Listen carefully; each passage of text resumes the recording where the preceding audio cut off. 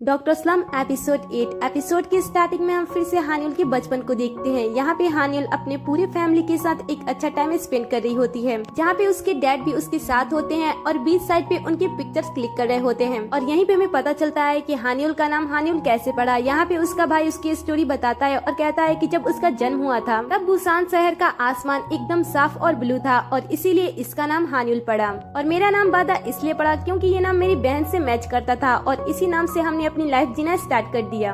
आगे वो अपनी बहन के बारे में बताता है कि मेरी बहन के ग्रेड्स हमेशा ही आसमान की ऊंचाइयों की तरह आते थे और वही जो मेरे एग्जाम्स के मार्क्स आते थे वो समुद्र के तट की तरह नीचे होते थे, एकदम ही कम। लेकिन मैं फिर भी खुश रहता था क्योंकि जब भी मेरे बहन के अच्छे मार्क्स आते थे तब मॉम घर पे पिज्जा मंगाती थी और इसलिए मैं बहुत ही ज्यादा खुश रहता था। आगे बात अपनी लाइफ के बारे में ये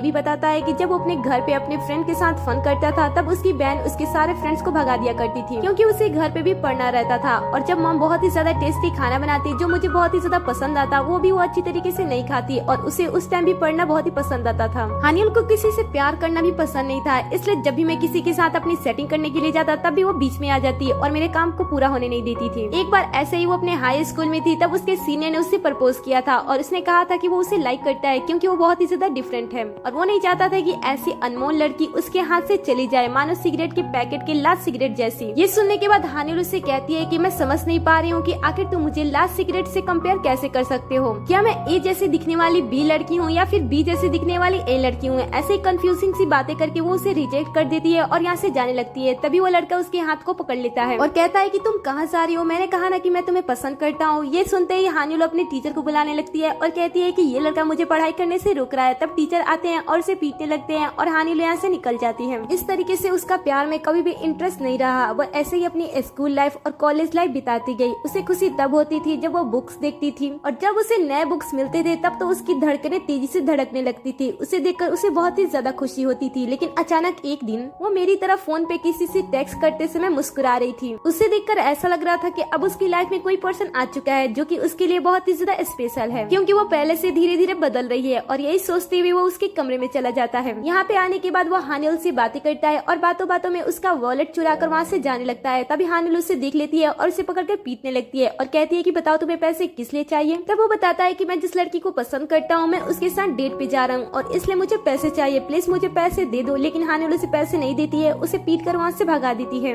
बाद में वो बैठ के जियोंगो के बारे में और कल रात हुई सारी चीजों के बारे में सोच रही होती है और वो सोचती है कि उसने तो मुझे इतना बार कहा है कि वो मुझे पसंद करता है, लेकिन वो मुझे डेट के लिए पूछ क्यों नहीं रहा है। क्या मैं उसके लिए सिर्फ एक फ्रेंड हूँ? यही सारी बातें सोचते हुए हानियुल अपने मॉम के पास जाती है और वहाँ पे वो अपने मॉम से पूछती है कि मॉम आपने और डैड ने डेटिंग करना कैसे स्टार्ट किया था। ये सुनते ही उसकी मॉम उससे पूछती है कि तुम अचानक से ये क्वेश्चन क्यों पूछ रही हो। तब हानियुल झूठ बोलती है और कहती है कि मैं एक बुक लिख रही हूँ इमोशन और डिस्ट्रैक्शन के बारे में। मुझे जानना है कि आखिर लोग एक दूसरे को डेट करना और कन्फेस करना कैसे स्टार्ट करते हैं। ये सुनने के बाद उसकी मॉम अपनी लव स्टोरी के बारे में बताने लगती है और बताती है कि तुम्हारे डैड मेरे घर के सामने रहते थे और वो बार बार अपने साथ मुझे मार्केट लेकर जाते थे और इस तरीके से हम दोनों धीरे धीरे क्लोज आ गए और तुम पैदा हो गई। ये सुनकर हानियुल से कहती है कि ये क्या बात हुआ, आप मिले कैसे, आप गर्लफ्रेंड बॉयफ्रेंड कैसे बने, इसके बारे में मुझे बताओ। तब उसकी मॉम उसे कहती है कि मैं तुम्हें क्या बताऊँ, हम दोनों एक दूसरे को पसंद करते थे, एक दूसरे का हाथ पकड़ते हैं। ये सुनकर हानियुल से कहती है कि हाथ पकड़ते हैं इसका मतलब है कि गर्लफ्रेंड बॉयफ्रेंड है। वो कहती है कि हाँ, जब एक लड़का और एक लड़की एक दूसरे का हाथ पकड़ते हैं मतलब कि वो डेट करते हैं। अब इससे राय लेने के बाद हानियुल अपने अंकल के पास जाती है और उनसे भी वो डेटिंग के बारे में इनडायरेक्टली क्वेश्चन कर रही होती है कि उसके फ्रेंड के साथ ऐसा वैसा हुआ है। उसके अंकल भी उसे डेटिंग के एडवाइस देने लगते हैं। तब हानियुल उसे कहती है कि लास्ट टाइम आपने डेट कब किया था। तब उसके अंकल उसे बताते हैं कि आज से 20 साल पहले मैंने डेट किया था। ये सुनकर हानियुल उसे कहती है कि आप तो बहुत ही ज्यादा पुराने हो गए हैं, आप डेट के बारे में क्या जानते हैं। तभी उसका भाई वहीं पे होता है जो उसे कहता है कि मैं तुम्हें डेट के बारे में एडवाइस दे देता हूँ। ये देखकर वो उसे पूछती है कि तुम यहाँ पे क्या कर रहे हो। तब उसका भाई उसे कहता है कि अंकल मुझे पैसे देने वाले हैं इसलिए मैं यहाँ पे काम कर रहा हूँ। वैसे तुम डेटिंग एडवाइस छत वाले लड़के के लिए ले रही हो ना। अब ये सुनने के बाद हानियुल थोड़ी सी नर्वस हो जाती है और कहती है कि नहीं, वो तो मेरा बस एक फ्रेंड है, मेरी फ्रेंड की एक कंडीशन है और इसलिए मैं ये सारी चीजें पूछ रही हूँ। और उसके बाद हानियुल मौका देखते हुए यहाँ से खिसक जाती है, लेकिन उसके भाई को उस पर पूरा डाउट होता है। यहाँ से आने के बाद हानियुल अपने छत पे जाती है जहाँ पे वो जियोंगो से बात करने की कोशिश करती है और साथ ही वो उसे मैसेज करने करने की कोशिश करती है, लेकिन मैसेज को सेंड नहीं कर पाती है। मैसेज में वो लिख रही होती है कि तुम कहाँ पे हो, क्या हम दोनों बातें कर सकते हैं। तभी वहाँ पे जियोंगो आ जाता है और वो उसकी मैसेज को देखता है और कहता है कि हाँ हम बातें कर सकते हैं। अचानक से जियोंगो को देखकर हानियोल डर जाती है और वो उसे कहती है कि तुम यहाँ पे क्या कर रहे हो और तुमने मेरे फोन में क्यों देखा। ये सुनकर जियोंगो उसे कहता है कि मैं अपने आप को रोक नहीं सकता हूँ आसपास की चीजों को देखने से। वैसे तुम मुझसे बात करना चाहती थी, बताओ तुम मुझसे क्या बात करना चाहती हो। अब हानियोल डायरेक्टली उससे बातें करने से नर्वस होती है, इसलिए वो उसे कह देती है कि क्या मुझे एक गिलास पानी मिलेगा। तब जियोंगो उसे कमरे में लेकर चला जाता है और वो उसे पानी देता है। यहाँ पे वो एक वेटर की तरह एक्ट करता है और कहता है कि मैडम ये लीजिए आपका ऑर्डर। हानियोल उससे थैंक्स कहती है, फिर वो घबराते हुए पानी पीने लगती है। तब जियोंगो उससे कहता है कि आखिर तुम इतनी ज्यादा नर्वस क्यों हो रही हो। हानियोल यहाँ पे कुछ कहने जाए उससे ही पहले उसका भाई दरवाजे पे आ जाता है और वो नॉक करने लगता है और वो पूछता है कि जियोंगो क्या तुम घर के अंदर हो। तब जियोंगो हाँ कर देता है। अब यहाँ पे हानियोल अपने भाई को देखकर थोड़ी नर्वस हो रही होती है और वो छुपने की जगह ढूंढने लगती है। जियोंगो उससे कहता है कि आखिर तुम छुपने की कोशिश क्यों कर रही हो। तब हानियोल उससे कहती है कि उसे हम पे शक हो गया है इसलिए मैं छुप रही हूँ। और इतना कहने के बाद वो वॉशरूम में जाकर छुप जाती है। हानियोल के छुप जाने के बाद जियोंगो भी दरवाजा खोल देता है और वो घर के अंदर आ जाता है। यहाँ पे आने के बाद बादा उसे डायरेक्टली कह देता है कि आखिर तुम मेरी बहन के साथ ऐसा कैसे कर सकते हो, तुम उसे इस तरीके से परेशान क्यों कर रहे हो। चलो इस समय मैं तुम्हें मैन टू मैन टॉक करता हूँ। तुम्हें पता है कि मेरी बहन की एक भी फ्रेंड नहीं है, लेकिन उसने कहा कि उसकी कोई फ्रेंड है जिसका कोई बॉयफ्रेंड है और उसने उसका हाथ पकड़ा है। वो हमेशा ही तुम्हारे बारे में बात करती है और तुम्हारे आजू बाजू घूमती रहती है। तुम्हें पता है कि वो तुम्हें पसंद करती है पर फिर भी तुम इसे इग्नोर करते हो। मुझे ये भी पता है कि तुम दोनों बाहर एक साथ घूमने के लिए कई बार जा चुके हो और तुम दोनों ने एक दूसरे का हाथ भी पकड़ा हुआ था। तुम उसका हाथ पकड़ लेते हो लेकिन तुम उसके साथ डेट पे नहीं जाते हो। वो तुम्हारे साथ डेट पे जाना चाहती है, क्या तुम उसके साथ चीटिंग कर रहे हो। अब ये सुनने के बाद जियोंगो स्माइल करने लगता है, लेकिन हानियोल की हालत खराब हो जाती है। वो इसमें बहुत ही ज्यादा एम्बेरस होती है और गलती से शावर ऑन हो जाता है जिसकी वजह से वो भीगने लगती है। तभी अंदर से आवाज आता है और बादा उसकी तरफ जाने लगता है, लेकिन जियोंगो उस देर जाने नहीं देता है और कहता है कि शावर खराब है इसलिए अंदर से आवाज आ रही है, लेकिन मैं तुम्हें बता दूं कि मैं कल रात से ही तुम्हारी बहन के साथ डेट कर रहा हूँ। ये सुनकर हानियोल भी थोड़ी शॉक होती है, साथ ही उसका भाई भी शॉक्ड होता है, लेकिन वो ये बातें सुनकर खुश होता है और उसके बाद यहाँ से चला जाता है। उसके जाने के बाद जियोंगो हानियोल को बाहर लाता है। वो देखता है कि वो पूरी तरह से भीग चुकी है, इसलिए वो उसे टॉवल से कवर कर देता है। वो उससे पूछ रहा होता है कि क्या तुम ठीक हो। तब हानियोल उससे कहती है कि क्या ये बात सच है कि हम दोनों कल रात से ही डेट कर रहे हैं। ये सुनने के बाद जियोंगो उससे कहता है कि तुम्हारे कहने का क्या मतलब है कि हम दोनों डेट नहीं कर रहे हैं। मैंने तुम्हारा हाथ पकड़ा था, क्या तुम मेरा यूज कर रही थी। देखो अब मैं तुम्हें बहुत ही ज्यादा पसंद करता हूँ, मैं तुम्हें एक फ्रेंड जैसा नहीं देख सकता हूँ। तब हानियोल भी उसे कह देती है कि मैं भी तुम्हें पसंद करती हूँ। इसके बाद जियोंगो उसे कहता है कि देखो तुम बुरी तरीके से भीग चुकी हो, इसलिए पहले जाकर तुम अपने कपड़े को बदल लो। जब तक हानियोल कपड़े को बदल कर आती है तब तक वो उसके लिए कॉफी तैयार कर देता है, जो कि उसके आने पे वो उसे दे देता है और उसके बाद वो पीकर स्माइल करने लगती है। इसके बाद जियोंगो उसे एक प्यारा सा बुके देता है, कहता है कि मैंने बहुत ही चूज करके इस बुके को तुम्हारे लिए लाया है। बुके पाकर हानियोल बहुत ही ज्यादा खुश होती है और कहती है कि इस बुके से अल्कोहल की स्मेल आ रही है, लेकिन मुझे ये बुके बहुत ही ज्यादा पसंद है। और उसके बाद जियोंगो उसे अचानक से गले से लगा लेता है। हानियोल उससे कहती है कि तुम ये क्या कर रहे हो। तब जियोंगो उससे कहता है कि मुझे अपनी गर्लफ्रेंड को गले लगाने का मन था, इसलिए मैंने तुम्हें गले लगा लिया। अब इसके बाद ये दोनों डिसाइड करते हैं कि ये दोनों रात में डेट पे जाएंगे और इसके बाद हानियोल अपने कमरे में चली जाती है। रूम में आने के बाद हानियोल उस बुके को देखकर बहुत ही ज्यादा खुश होती है। तभी उसका भाई कमरे में आता है और वो उससे कहता है कि मुझे तुम्हें एक गुड न्यूज देना है, तुम्हें तुम्हारा बॉयफ्रेंड मिल गया है। मुझे पता है कि तुम उस छत वाले को पसंद करती हो, इसलिए मैं उस छत वाले के पास गया था और मैन टू मैन बात की थी, इसलिए अब से वो तुम्हारा बॉयफ्रेंड है। मैंने तुम्हारे लिए इतनी बड़ी काम कर दी है तो तुम तो मुझे 50 के वॉन तो दे ही दे सकती हो। नहीं, मुझे ऐसा लगता है कि तुम मुझे 100 के वॉन तो दे ही सकती हो। अब हानियोल तो पहले से ही अपने भाई पे गुस्सा होती है, इसलिए वो अपने भाई को पीटने लगती है और कहती है कि मैं तुम्हें एक भी रुपया नहीं देने वाली हूँ, और वो उसे पीटते हुए अपने कमरे से भगा देती है। अब नेक्स्ट सीन में हम देयू और लेयू को देखते हैं, जो कि काम के सिलसिले में एक जगह पे मिलते हैं। यहाँ पे देयू बताता है कि कल रात जब मैंने अपने फ्रेंड के पास कॉल किया था तब उसका फोन किसी औरत ने उठाया था। आवाज से ऐसा लग रहा था कि उसकी मॉम है, लेकिन उसकी मॉम तो एले है। तो आखिर फिर वो लड़की कौन हो सकती है, क्या वो लड़की उसकी गर्लफ्रेंड है। तब लेयू उसे कहती है कि नहीं, मैं उस लड़की को जानती हूँ, वो लड़की नहीं बल्कि औरत है और वो मेरी फ्रेंड की मॉम है। ये सुनकर वो उसे कहता है कि आखिर तुम्हें कैसे पता कि वो तुम्हारी फ्रेंड की मॉम है। तब वो बताती है कि हमारा फ्रेंड मेरे ही फ्रेंड के घर के ऊपर रहता है, इसलिए मैं जानती हूँ कि वहाँ पे कौन रहता है। आगे हम जियोंगो को देखते हैं, जो कि रेडी होता है डेट पे जाने के लिए, और कुछ देर के बाद हानियोल भी रेडी होकर आती है, जो कि यहाँ पे बहुत ही ज्यादा प्रिटी लगती है और जियोंगो उसकी तारीफ कर रहा होता है। ऐसे ही ये डेट के लिए आगे बढ़ते हैं। यहाँ पे देग्यू आ जाता है और वो उसे गले से लगा लेता है और वो उसे कहता है कि जब तुम इतने प्रॉब्लम्स में थे तब तुमने मुझे बताया क्यों नहीं। वो उसे अपने आप से दूर हटाता है और कहता है कि पहले मुझसे दूर हटो। तभी हानियोल भी उसे पहचान लेती है और कहती है कि तुम तो मेरे ब्लाइंड डेट थे ना। वो कहता है कि तुम्हारे बारे में और जियोंगो के बारे में मुझे लेयू ने सारे बातें एक्सप्लेन कर दी है। तब जियोंगो से कहता है कि क्या ये वही लड़का है जिसके साथ तुम ब्लाइंड डेट पे गई थी। लेयू कहता है कि अभी ये बात इम्पोर्टेंट नहीं है, इम्पोर्टेंट बात तो ये है कि तुम इस समय यहाँ पे रह रहे हो और इतनी प्रॉब्लम में भी हो। तुम्हें 300 के वॉन देकर यहाँ पे रहने की कोई जरूरत नहीं है। तब जियोंगो से कहता है कि यहाँ पे रहने के लिए मैं 500 के वॉन देता हूँ। वैसे कोई बात नहीं है, तुम मेरी फिक्र मत करो, आज मैं फर्स्ट डेट के लिए जा रहा हूँ, इसलिए तुम अभी यहाँ से जाओ। लेकिन दिग्यू यहाँ से नहीं हटता है। वो हानियल से ही कह देता है कि क्या आप साइड हो सकती हो, मुझे इससे थोड़ी प्राइवेटली बात करनी है। हानियल ये सिचुएशन देखकर जियोंगो से कहती है कि हम फिर कभी डेट पे जाएंगे, तुम पहले ही इससे बातें कर लो। और इतना कहने के बाद वो जाने लगती है। तब जियोंगो भी उसके पीछे जाता है, लेकिन दिग्यू उसे गले से लगा लेता है। वो उसे अपने आप को छुड़ाने की बहुत ही ज्यादा कोशिश करता है, लेकिन उसने उसे बहुत ही कस के गले से लगाया होता है, इसलिए वो छूट नहीं पाता है। अब इसके बाद ये दोनों खाने के लिए एक रेस्टोरेंट में जाते हैं, जहाँ पे दिग्यू जियोंगो को बहुत ही अच्छी तरीके से ट्रीट कर रहा होता है। उसके लिए महंगे बीफ भी मंगाता है। ये सारी चीज देखकर जियोंगो से कहता है कि आखिर तुम मेरे साथ इस तरीके से बिहेव क्यों कर रहे हो। वो कहता है कि मुझे तुम्हारे लिए बुरा लग रहा है, इसलिए मैं तुम्हारे साथ इस तरीके से बिहेव कर रहा हूँ। जियोंगो से कहता है कि पहले तो तुम कभी मेरे साथ इस तरीके से बिहेव नहीं करते थे। वो कहता है कि मुझे माफ कर देना, मैं अपनी काम, क्लिनिक और अपनी फैमिली लाइफ में इतने ज्यादा बिजी था कि मुझे तुम्हारी याद ही नहीं आती। जियोंगो भी उसे माफ कर देता है और उसके बाद इन दोनों के बीच में काफी अच्छी दोस्ती हो जाती है। अब इसके साथ लंच करने के बाद जियोंगो वापस से घर आता है, जहाँ पे वो हानियल को देखता है। वो हानियल से कहता है कि चलो अब हम डेट पे चलते हैं।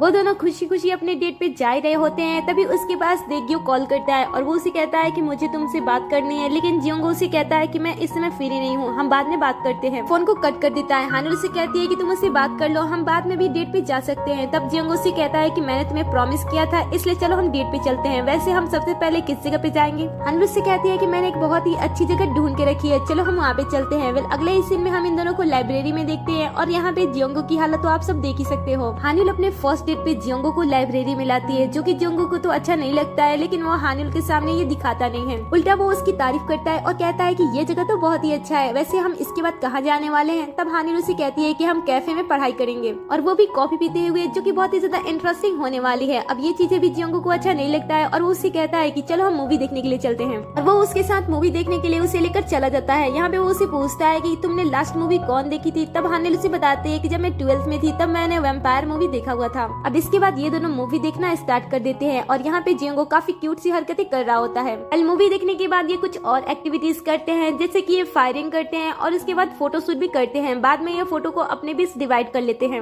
अब यहाँ पे ये दोनों बैठ के अपने लाइफ के बारे में कई सारी बातें करने लगते हैं, जहाँ पे जियोंगो उसे कहता है कि तुम मेरी गर्लफ्रेंड बनी, इससे मुझे बहुत ही ज्यादा खुशी हुई। ये सुनकर हानियल उसे कहती है कि जब भी तुम अकेले रहते हो मुझे अच्छा नहीं लगता है, इसलिए मुझे भी अच्छा लगता है जब तुम खुश रहते हो। आगे जियोंगो उसे कहता है कि तुम मुझे दिग्यू के साथ अकेला छोड़ के क्यों भाग गई थी। तब हानियल उसे कहती है कि वो लड़का अच्छा था, इसलिए मुझे लगा कि तुम्हें उसके साथ टाइम स्पेंड करना चाहिए। वो कहता है कि तुम्हें कैसे पता कि वो इंसान अच्छा है। तब हानियल उसे कहती है कि जब मैं उसे मिली थी तब भी मुझे पता चल गया था कि वो अच्छा है। अब यहाँ पे ये दोनों बैठ के एक अच्छा टाइम स्पेंड कर रहे होते हैं और घर पे सारे फैमिली मेंबर को पता चल जाता है कि ये दोनों डेट कर रहे हैं, जो कि इसकी बात से वो बहुत ही ज्यादा खुश होते हैं। जब ये दोनों वापस घर आते हैं तब जियोंगो को एक कार्ड मिलता है जिसमें इन्विटेशन कार्ड होता है। फिर पूछते हैं कि किसका इन्विटेशन कार्ड है। तब वो बताता है कि क्यूमिन शादी करने वाला है। ये सुनकर उसका बिहेवियर थोड़ा सा चेंज हो जाता है और इसके बाद वो उससे बात करता है और कहता है कि मैं शादी में नहीं आने वाला हूँ। इन क्यूमिन का नाम सुनने के बाद हानियल कुछ अजीब बिहेव करना स्टार्ट कर देती है और इसके बाद वो नीचे चली जाती है। अब नेक्स्ट मॉर्निंग जियोंगो हानियल के पास कॉल करता है और कहता है कि चलो आज हम साथ में लंच करते हैं, लेकिन हानियल मना कर देती है और कहती है कि मैं बाहर आई हूँ, इसलिए हम बाद में लंच करेंगे। और इतना कहने के बाद वो फोन को कट कर देती है। कुछ टाइम बाद जियोंगो के पास मैसेज आता है कि उसे आज अपॉइंटमेंट के लिए जाना है। फिर हम हानियल को देखते हैं, जो कि काफी ज्यादा परेशान होती है और वो अपने डॉक्टर से मिलने के लिए आई होती है। यहाँ पे जब वो अपने डॉक्टर से मिलती है तो अपने डॉक्टर से कहती है कि मैं चाहती हूँ कि आप मेरी मेडिसिन को और भी ज्यादा बढ़ा दो, इस समय मुझे ज्यादा मेडिसिन की बहुत ही ज्यादा जरूरत है। तब डॉक्टर उससे कहते हैं कि तुम इमोशनली इसमें बहुत ही ज्यादा स्ट्रगल कर रही हो, इसलिए तुम्हें मेडिसिन की जरूरत लग रही है। वेल हानियल यहाँ पे बहुत ही बुरी तरीके से रोने लगती है, जो कि यहाँ पे पता नहीं चलता है कि आखिर वो इस समय किस परेशानी से है। तब तक जियोंगो भी हॉस्पिटल में आ जाता है अपने अपॉइंटमेंट के लिए। जब वो यहाँ पे आता है तब वो देखता है कि डॉक्टर के साथ हानियल है और वो इसमें बहुत ही बुरी तरीके से रो रही है। वो उसे देख रहा होता है, जो कि उसे देखकर भी बुरा लगता है।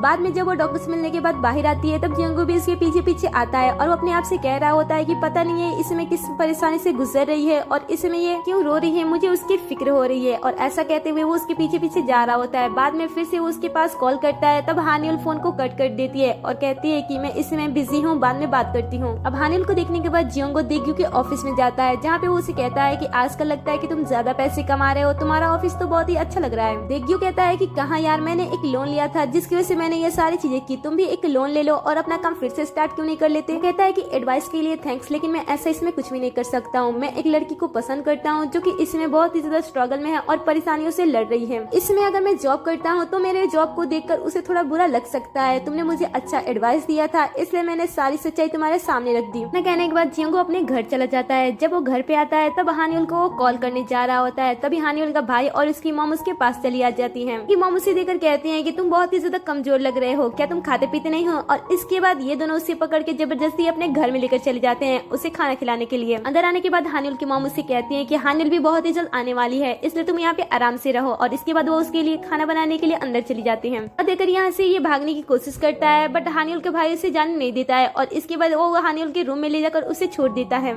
यहाँ पे जियोंगो को हानियोल की एक पिक्चर दिखाई देती है जिसमें हानियोल क्यूमिन के साथ होती है। और इस पिक्चर को देखने के बाद वो उन दोनों के बारे में सोचने लगता है। उसकी सोच से ऐसा लगता है कि शायद ये दोनों पास्ट लाइफ में एक दूसरे को पसंद कर रहे थे और किसी रीजन की वजह से इन दोनों का ब्रेकअप हो गया होगा। इसलिए जब भी ये दोनों एक दूसरे के सामने आते थे वो ऑकवर्ड फील करते थे। और जियोंगो इन दोनों के साथ में पिक्चर देखने के बाद फोटो को वहीं पर रखकर कमरे से बाहर आ जाता है। इसके बाद हम हानियोल को देखते हैं जो कि अपने हॉस्पिटल के एक फ्रेंड से मिलने आती है, जहाँ पे उसे पता चलता है कि क्यूमिन बहुत ही जल्द शादी करने वाला है। और शादी के बाद वो इस जॉब को भी छोड़ देगा क्योंकि शादी हो जाने के बाद उसे बड़ी पोस्ट मिलने वाली है, क्योंकि वो एक बड़े कंपनी के सीईओ की बेटी से शादी करने वाला है और वो जाने से पहले गुड बाय पार्टी भी देने वाला है। हानियोल ये सारी बातें सुनकर अपसेट हो जाती है और फिर वो घर वापस आने लगती है। जब वो घर वापस आ रही होती है तब वो अपने पास्ट लाइफ के बारे में सोचने लगती है कि वो कैसे पढ़ाई सारे सब्जेक्ट्स में, मैथ में और यहाँ तक कि सारे स्पोर्ट्स में भी बहुत ही अच्छी तरीके से कर रही थी। वो अपनी लाइफ में बहुत ही ज्यादा खुश थी, लेकिन एक दिन अचानक से उसके डैड की तबीयत खराब हो जाती है और उसके डैड की डेथ हो जाती है। सारी चीजें एक पल में ही खत्म हो जाती है और उसे रिग्रेट रह जाता है कि वो अपने डैड से लास्ट टाइम नहीं मिल पाई। और इसी चीज को दिल में दबाए रखते हुए वो गिल्ट में जीना स्टार्ट कर देती है और धीरे धीरे इसकी वजह से इसकी तबीयत खराब हो जाती है। और यही वो सारी बातें अपने डॉक्टर को कुछ टाइम पहले बता रही थी, जिसकी वजह से वो रो भी रही थी, जो कि जियोंगो ने देख लिया था। आगे हम हानियोल और क्यूमिन की स्टोरी को भी देखते हैं। यहाँ पे हानियोल जब अपना इंटर्नशिप कर रही होती है तब यहाँ पे क्यूमिन उसकी बहुत ही अच्छी तरीके से देखभाल करता है, साथ ही उसकी काफी ज्यादा हेल्प भी करता है, जो कि हानियोल को भी अच्छा लगता है और वो उस पर भरोसा करना स्टार्ट कर देती है। लेकिन कुछ ही टाइम बाद ये इसका भरोसा तोड़ देता है और इसका यूज करके ये प्रोफेसर बन जाता है, जिसकी वजह से हानियोल इस पे गुस्सा हो जाती है और इसे बातें सुनाने लगती है। लेकिन यहाँ पे क्यूमिन को हानियोल की किसी भी बातों से कोई भी फर्क नहीं पड़ता है। वो अपनी गलती को रियलाइज भी नहीं करता है और उल्टा उसे ही बातें सुनाकर यहाँ से चला जाता है। जिसके बाद ये दोनों एक दूसरे को इस तरीके से ट्रीट करना स्टार्ट कर देते हैं और एक दूसरे को देखना नहीं चाहते हैं। आगे हम क्यूमिन की गुड बाय पार्टी को देखते हैं और यहाँ पे ये बहुत ही ज्यादा खुश होता है। कुछ टाइम बाद यहाँ पे हानियोल भी आ जाती है और जब क्यूमिन उसे देखता है तब वो शॉक भी हो जाता है। वो उसे पूछता है कि तुम यहाँ पे क्या कर रही हो। तब हानियोल उसे कहती है कि क्या तुम मेरा स्वागत नहीं करोगे। वो कहता है कि नहीं, ऐसी कोई बात नहीं है, तुम इसे ज्वाइन कर सकती हो। और इसके बाद वो उसे पीने के लिए ड्रिंक देता है, लेकिन हानियोल उसे पीती नहीं है, वो उसके फेस पे फेंक देती है और फिर वो उसे कहती है कि क्या ये ठीक है और तुम अब से ईमानदार हो जाओ। और इतना कहने के बाद वो यहाँ से चली जाती है। आगे देग्यू लेयू से मिलता है और वो हानियोल और जियोंगो के बारे में बता देता है कि वो दोनों डेट कर रहे हैं। अब ये बातें सुनने के बाद लेयू हानियोल के पास कॉल करती है। हानियोल इस समय अपनी लाइफ को लेकर परेशान होती है और वो ड्रिंक कर रही होती है। तभी उसकी फ्रेंड उसके पास कॉल करती है और वो उसे कहती है कि क्या ये सच है कि डॉक्टर बी ने जियोंगो से अपने साथ काम करने के लिए कहा था लेकिन उसने मना कर दिया। अब यहाँ पे जब हानियोल ये बात सुनती है तब उसे ऐसा लगता है कि शायद जियोंगो ने उसकी वजह से अपने जॉब को छोड़ दिया है, इसलिए वो परेशान हो जाती है और घर वापस आने लगती है। इसमें बारिश भी हो रही होती है। तभी सामने से जियोंगो छाता लेकर आता है और वो उसे देखकर उसके पास चला जाता है। वो उसे ऐसी हालत में देखकर उसे पूछता है कि क्या तुम ठीक तो हो। तब हानियोल उसे कहती है कि चलो हम ब्रेकअप कर लेते हैं, मैं नहीं चाहती हूँ कि मैं तुम्हारे साथ डेट करूँ। कल मैं ठीक थी लेकिन आज मुझे नहीं लग रहा है कि मैं तुम्हारे साथ डेट करूँ। जियोंगो उसे रोकता है और उससे बात करने की कोशिश करता है, लेकिन हानियोल उसकी किसी भी बात को नहीं सुनती है। तब जियोंगो उसे कहता है कि कोई बात नहीं है, जब तुम्हें डेट करने का मन करे तो डेट करो, नहीं मन करे तो छोड़ दो, मुझे कोई फर्क नहीं पड़ता है। और इतना कहने के बाद जियोंगो वहाँ से चला जाता है। उसके चले जाने के बाद हानियोल यहाँ पे बहुत ही ज्यादा रोती है। वो इतना ज्यादा रोती है कि ये एपिसोड यहीं पे खत्म हो जाता है। फिर आगे के एपिसोड देखने के लिए एक वीक का इंतजार करें, साथ ही चैनल को सब्सक्राइब कर ले ताकि आप हमारे हर एक वीडियो से अपडेट रहो। You're leaving all the